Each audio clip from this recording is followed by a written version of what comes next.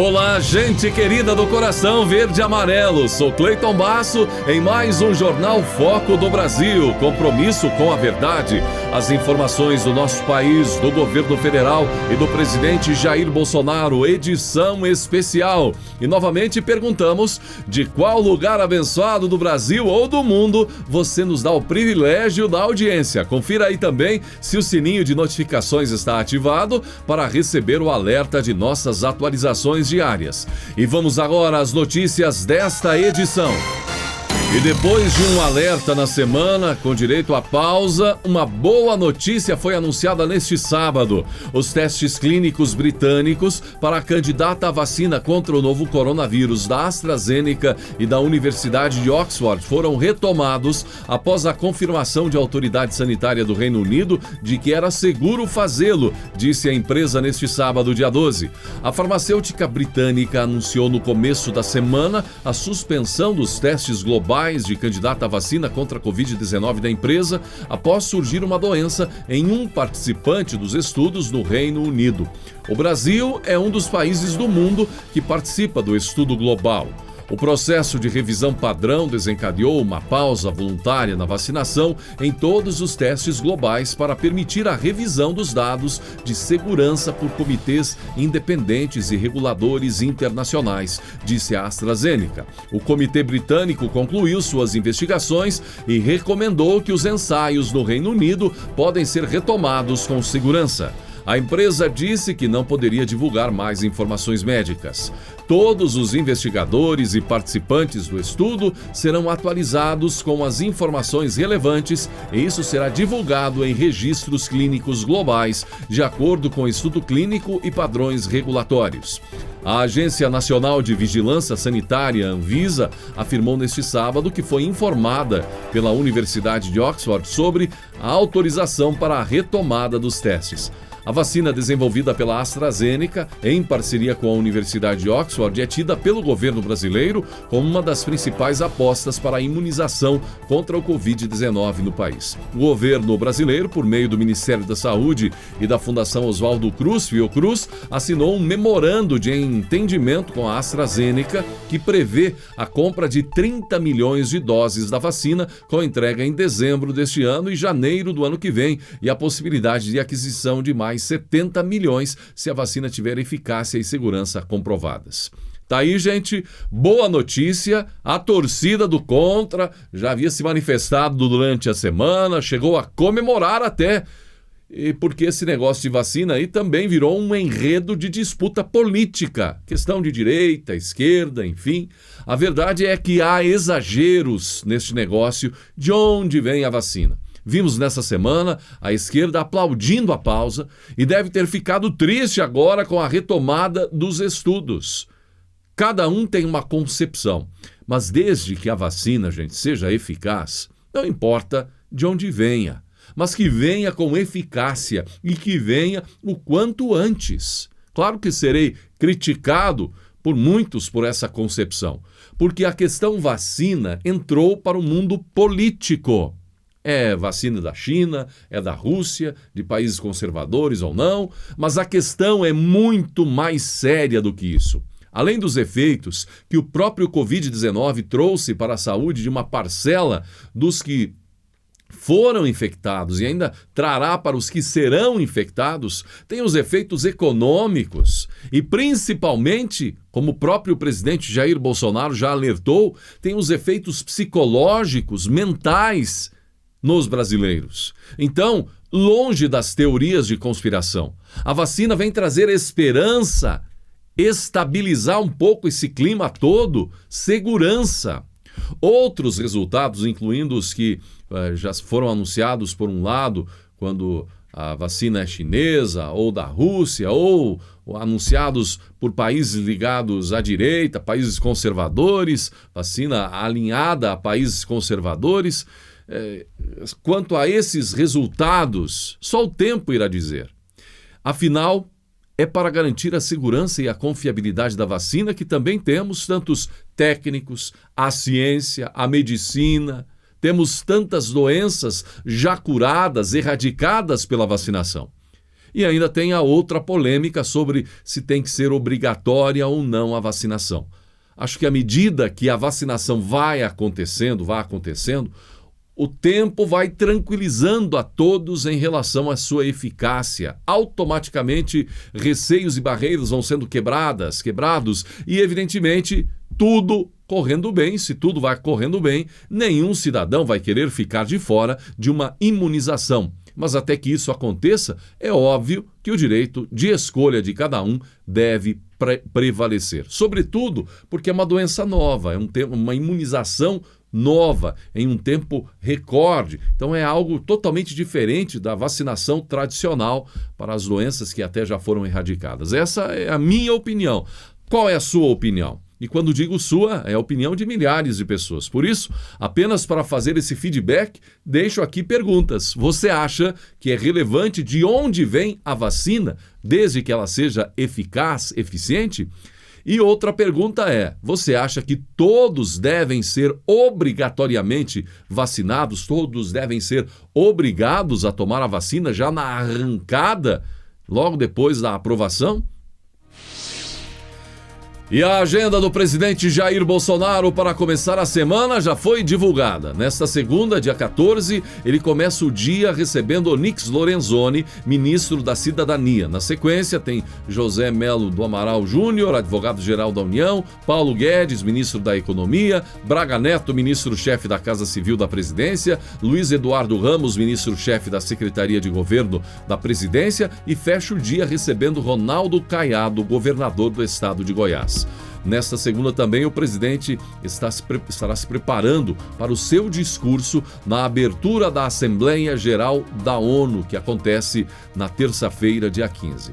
E falando nisso, além do presidente Jair Bolsonaro, o Papa Francisco participará na abertura da Assembleia Geral das Nações Unidas, que pela primeira vez em 75 anos, por causa da pandemia de Covid-19, os líderes mundiais não irão reunir-se fisicamente em Nova York para esta Assembleia, sendo previsto que gravem antecipadamente as suas mensagens. Assim, fará também o Papa Francisco. A revelação foi feita a um jornal espanhol, por um diplomata jesuíta que trabalha na Santa Sé. A mesma fonte diz que a declaração do Papa deverá centrar-se na proposta de soluções para sair da crise, retomando ainda o apelo ao perdão das dívidas dos países mais pobres. Portanto, abertura da Assembleia da ONU com a participação no primeiro discurso do presidente Jair Bolsonaro e também, então, a participação do Papa Francisco.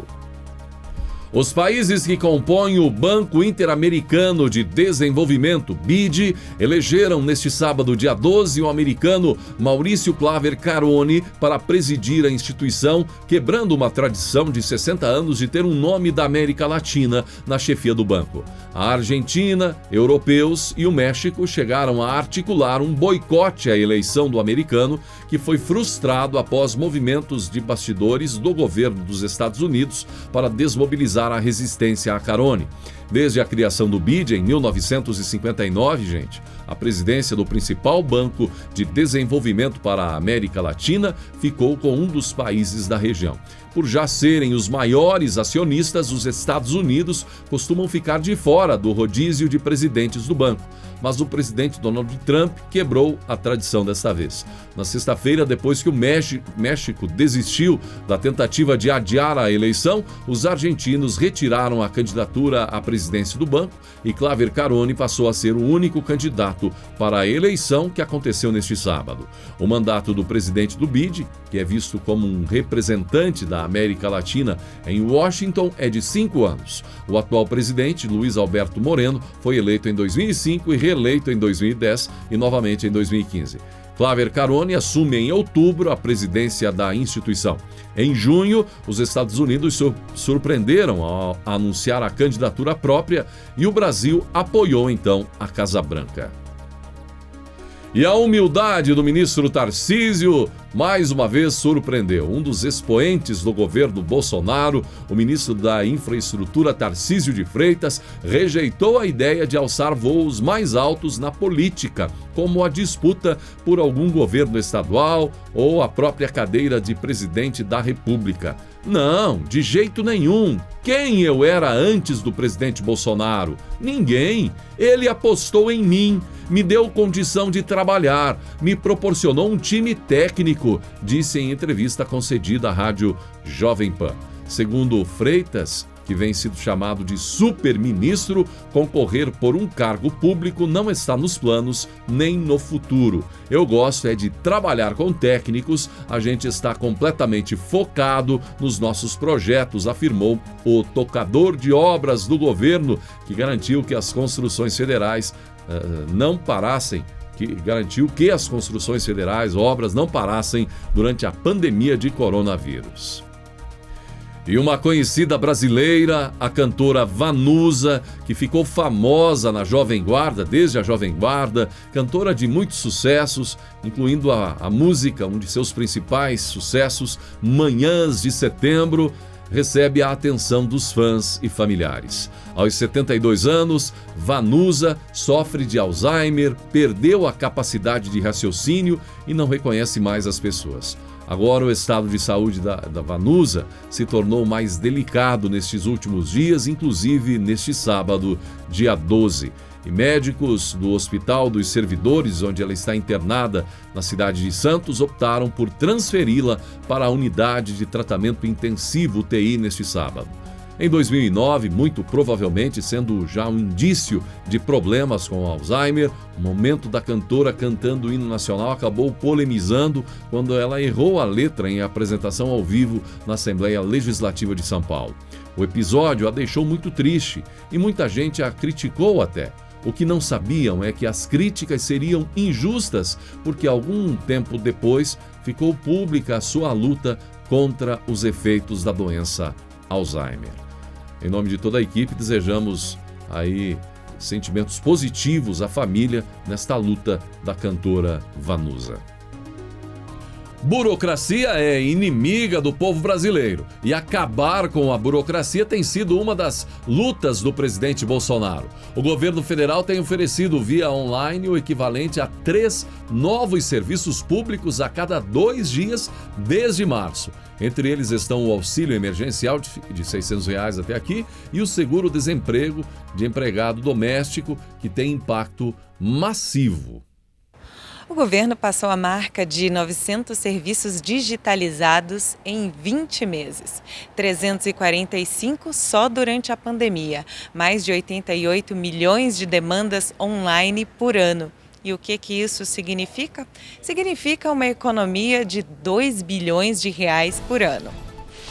E se você é um dos que se preocupa com a relação do Brasil e países da esquerda e da direita, saiba que a relação entre Bolsonaro e Donald Trump, presidente dos Estados Unidos, é mais forte do que nunca, gente. E você deve gostar de saber também que o governo dos Estados Unidos parabenizou o Brasil pelo aniversário da independência, nossa independência. Em nota, o Departamento de Estado disse que as relações entre as duas nações nunca foram tão fortes. Como as duas maiores democracias e economias das Américas, nossa crescente amizade se baseia em valores democráticos compartilhados. Neste ano, apesar dos desafios colocados pela pandemia da Covid-19, expandimos muito nossa cooperação na promoção do comércio bilateral e dos investimentos que ajudam nossas sociedades a florescer. Trabalhamos juntos para liderar o hemisfério na promoção dos direitos humanos e da democracia. O texto, publicado pelos Estados Unidos, acrescentou que as visitas do presidente Jair Bolsonaro aos Estados Unidos reafirmaram nossa aliança estratégica. Diz ainda que o apoio do Brasil ao povo da Venezuela, especialmente aos mais de 264 mil venezuelanos que foram recebidos aqui pelo povo brasileiro, é um modelo para a região e uma prova dos valores que compartilhamos. E também dos Estados Unidos, mais elogios ao Brasil. Um dos principais nomes do governo Trump, apontado por muitos como o melhor prefeito da história de Nova York, Rudy Giuliani, concedeu entrevista ao jornal Estado de São Paulo e Giuliani aproveitou para comentar sobre eleições norte-americanas e sobre o governo Jair Bolsonaro. Sobre o governo Bolsonaro, o ex-prefeito de Nova York afirmou: Já fiz trabalhos no Brasil. Meu último projeto no Brasil foi a Amazônia, onde fizemos um projeto de redução da criminalidade. Estive no Brasil durante a Copa do Mundo de 2014 e houve muitas manifestações sobre a corrupção no governo. É uma coisa muito boa. Gostaria que chineses e russos fizessem isso com seus governos. Percebi que algo estava acontecendo em sua sociedade. Bolsonaro já é um homem honesto, um homem religioso e ainda mais do que religioso, é um homem espiritualizado. Ele está fazendo isso pelos motivos certos. A última vez que eu encontrei pessoalmente foi em setembro do ano passado, quando ele veio para a ONU, embora tivesse sido operado alguns dias antes. Na ocasião, ele me descreveu o que passou e o que está tentando fazer. E eu oro por ele, por sua saúde. Você simplesmente tem muitos políticos corruptos e tem que ter alguém que corte isso de cima para baixo, disse ele, relacionando o combate à corrupção realizado pelo presidente Jair Bolsonaro até aqui. E vimos quanta repercussão ainda há no caso Adélio Bispo, o autor do atentado contra Jair Bolsonaro, ainda candidato nas eleições de 2018. Uma enxurrada de postagens com a mesma pergunta: quem foi ou quem foram os mandantes? As investigações até aqui tornaram pública a ideia de que ele teria agido solitariamente.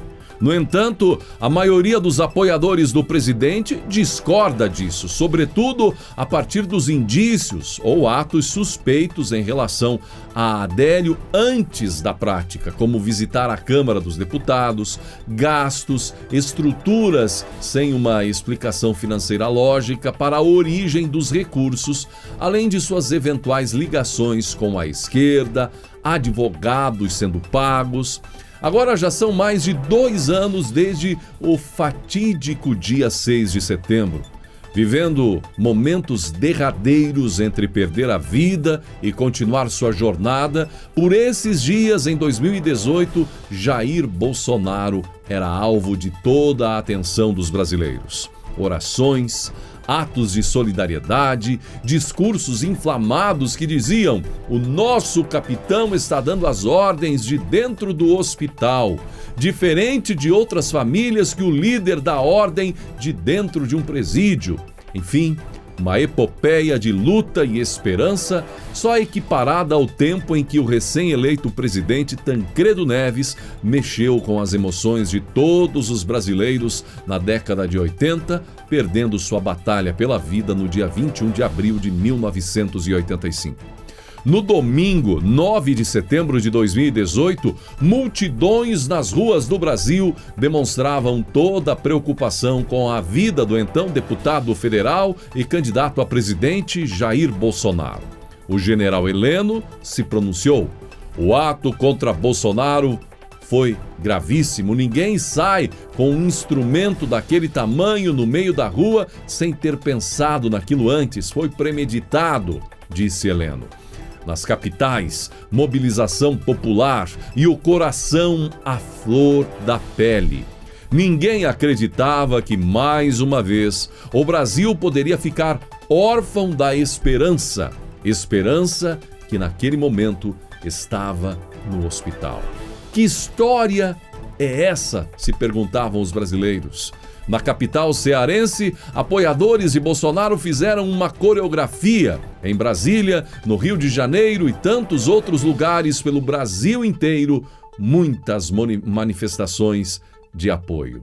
Recordações de um tempo onde cada brasileiro tinha uma certeza: não há dúvida de que todo aquele que se revoltar contra o sistema colocará sua vida em risco. Bolsonaro vinha de uma trajetória solitária, conhecida desde seus discursos na Câmara dos Deputados, quando muitas vezes, por suas ideias e ideais conservadores, se viu discursando solitariamente e, mesmo assim, não desistiu. Somente quando a campanha já estava avançando rumo a uma provável vitória é que, de fato, muitos, inclusive aqueles que tinham recursos para sustentá-lo em apoio financeiro, começaram a caminhar ao seu lado. Ninguém acreditava que um ex-militar, capitão do exército, poderia enfrentar sozinho todo um sistema. Não até o dia em que ele mostrou que sua fé o sustentava e ele podia. O slogan Brasil acima de tudo, Deus acima de todos era a demonstração clara de seus propósitos e, passados 2 anos, hoje somos testemunhas que é esse compromisso que ele procura manter, muito embora continuando a lutar contra um sistema, um pesado sistema, disposto ainda a tudo e a tudo para barrá-lo. A pergunta ecoa: houve alguém que sustentou um sujeito simples e o impulsionou a ir a uma prática de um ato que feriu mais do que um candidato, mas feriu a alma dos brasileiros? Um dos que tiveram coragem de responder foi o ex-ministro da Educação, Abraham Weintraub. O agora diretor do Banco Mundial publicou nesta semana: óbvio que foram poderosos com conexões, com dinheiro e interesses ameaçados pela eleição de Jair Bolsonaro. Passados 2 anos, eles manifestam seu ódio abertamente, disse Weintraub. E você, brasileiro? Depois de tantas matérias, notícias, desfechos, tempo, fechos, o que acha?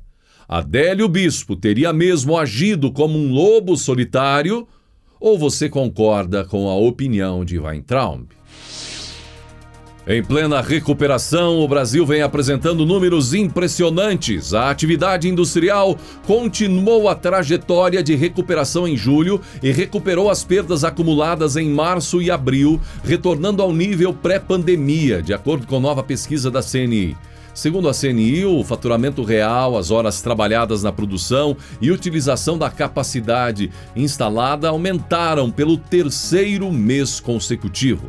O faturamento aumentou 7,4% no mês, com alta de 34,5% nos últimos 3 meses. O índice está 1,7% menor que o registrado em fevereiro de 2020, antes da pandemia do novo coronavírus, e no acumulado de 2020 até julho apresenta queda de 5% na comparação com o mesmo período de 2019.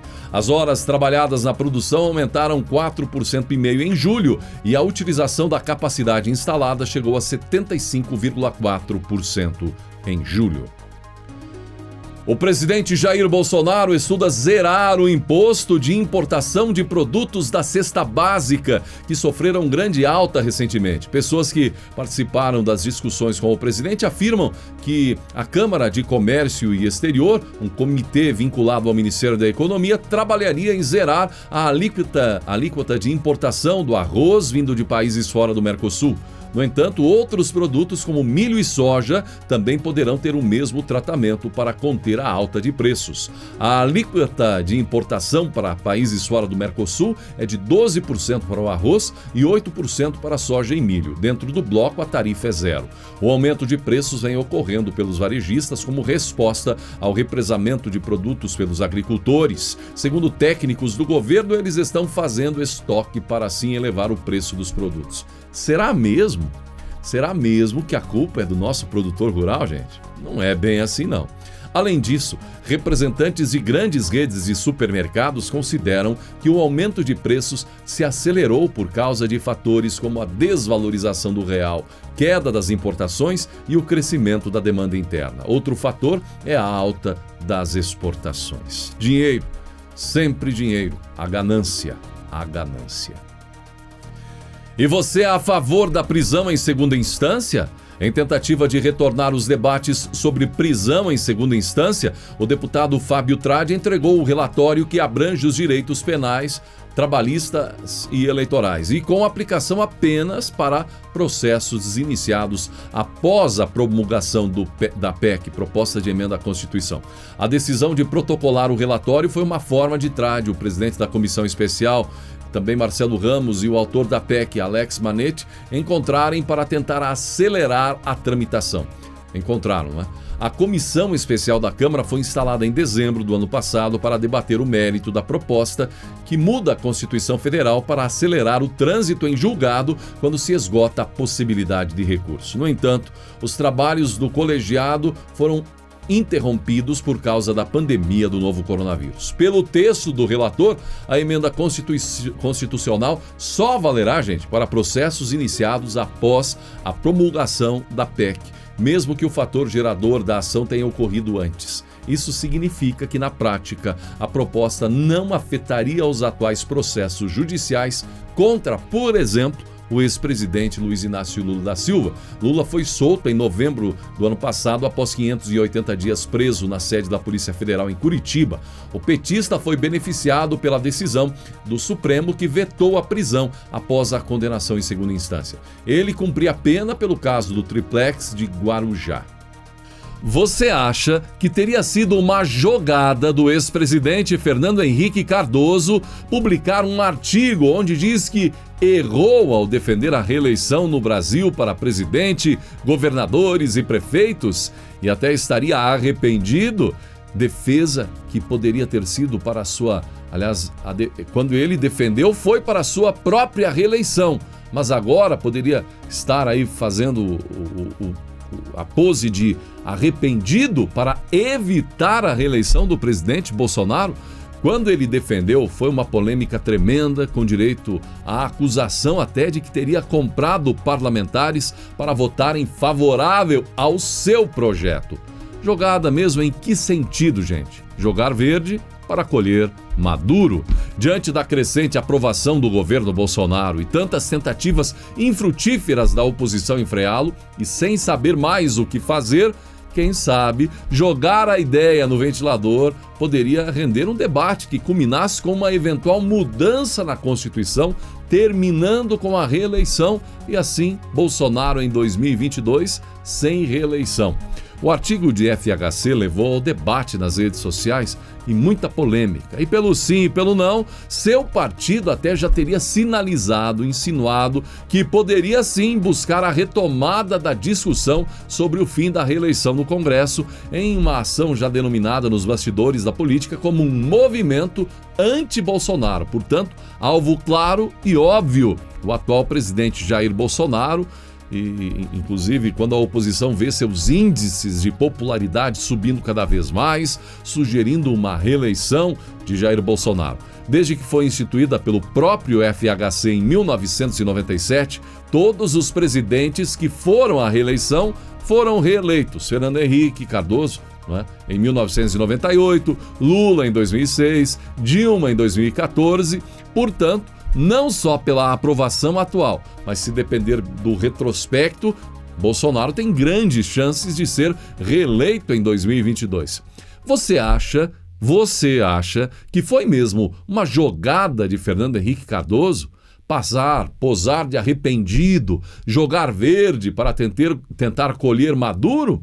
E neste momento da conjuntura, acha justo a possibilidade ser discutida para tentar segurar um segundo mandato de Bolsonaro? Ou seria bom se, ao invés de reeleição, Bolsonaro tivesse um ano a mais do atual mandato, ou seja, ficasse até o fim de 2023, 5 anos, portanto, no cargo, sem possibilidade de ser reeleito? E olha que absurdo! O Greenpeace colocou uma imensa faixa na fachada da sede da Comissão Europeia em Bruxelas, na Bélgica, com um franco ataque ao agro do Brasil, culpando a Europa pelo desmatamento na Amazônia. Mas por quê? Segundo eles, os incêndios na Amazônia estão longe, mas a Europa está jogando petróleo nas chamas ao comprar soja e outros produtos de áreas desmatadas. A Europa, então, seria cúmplice da destruição. Greenpeace pede uma lei europeia que obrigue a sinalização em produtos de supermercados de produtos que contribuíram para incêndios florestais ou violações de direitos humanos. Um absurdo! O Brasil tem o pulmão do mundo. O Brasil é o celeiro do mundo. Alimenta milhões e milhões e até bilhões, mundo afora. Seja na carne do gado que produzimos, do frango que exportamos para a Ásia, através dos grãos, o soja, o trigo e tantos outros itens, milho, e ONGs muitas delas financiadas por esquerdistas, globalistas, querem prejudicar nosso país. Um absurdo mesmo. Você concorda com isso, brasileiro? É triste saber que há brasileiros que concordam com essa aberração. Temos que ter orgulho do agro brasileiro, da agricultura, desde a agricultura familiar até o grande produtor. Isso certamente é uma afronta contra a qualidade da produção brasileira. Certamente há países interessados em prejudicar o agronegócio brasileiro por trás dessa história também. E se tem algum maluco estrangeiro achando que essa pressão pode resultar em uma internacionalização da Amazônia, por exemplo, esse pode ser um recado das Forças Armadas do Brasil. Preste atenção, que vão realizar a Operação Amazônia 2020, um exercício militar que simula uma situação de guerra convencional. A base da operação está situada em Humaitá, cidade localizada no sul do Amazonas. O treinamento conta com ações por terra, água e ar. As ações ocorrem numa imensa área onde a situação criada envolve um conflito armado entre dois países, com ofensiva para a recuperação de território ocupado pelo rival. Uma simulação, é claro.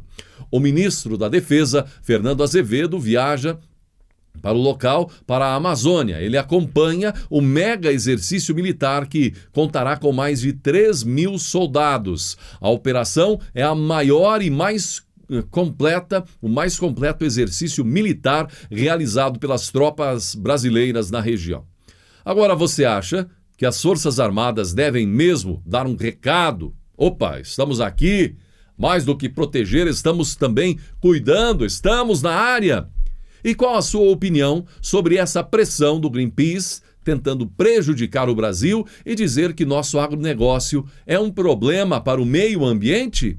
Não tem a cara, gente, de corporativismo de países produtores internacionais que não conseguem competir com a qualidade da produção brasileira e precisam jogar sujo contra a nossa valorosa agricultura? E chegamos ao final desta edição, gente. Obrigado pela sua atenção. Contamos com o seu like, o seu compartilhamento e, claro, a sua inscrição sempre no Foco do Brasil, com o sininho acionado para receber as notificações de nossas atualizações. Um ótimo domingo e até segunda. E que Deus abençoe a você e a sua família.